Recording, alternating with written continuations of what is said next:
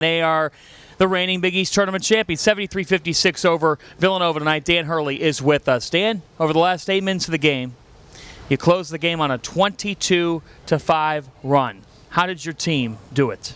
Yeah, I just think, obviously defensively, first half we were driven a lot. I mean, we were straight line drives too, and fouling a lot, and having a real hard time, obviously guarding Poplar in particular. But they were getting wherever they wanted to go on the court, and we were just so passive defensively. So, our Achilles heel the whole year has been our defense. It's why we're not elite. We're surging as a rebounding team right now. We're a top 15 offense in the country if we don't turn the ball over. But just the execution I thought was really good to get Alex looks, and then we got stops and took care of the defensive glass. You rarely see the tide turn like that. I mean, Nova shot 20% in the second half. You guys shot 65%.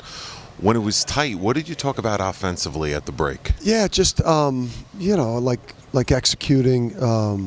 The stuff that we do, obviously on stops, letting these guys play off script. I thought these guys played off script and made plays to complement, some of the things that we were able to execute to get our rollers, opportunities at the rim, or to get Caravan or Solo or McNeely shots. But we just talked about putting game pressure on them. We felt like we were the better team, and if we had an opportunity just to get over the hump and surge and get the lead, that some game pressure would cause them to break. What about Sampson and just his rolling, his activity in the paint, and what he was doing down low in the last 7-8 minutes? Yeah, I mean, he just puts so much pressure on the rim where even, when his stats aren't gaudy, it opens up the three-point line. For our shooters, it opens up driving lanes, and then obviously it gets opportunities for him at the rim. He's been hurt a little bit by not having Steph Castle and Cam Spencer and these guys throwing him the lobs. So offensively, he probably not having as good a year production-wise, but the guy is a huge impact for us. He's a total warrior that just gives you everything he's got, and he's a two-time champ. What were you thinking watching the double overtime game before yours?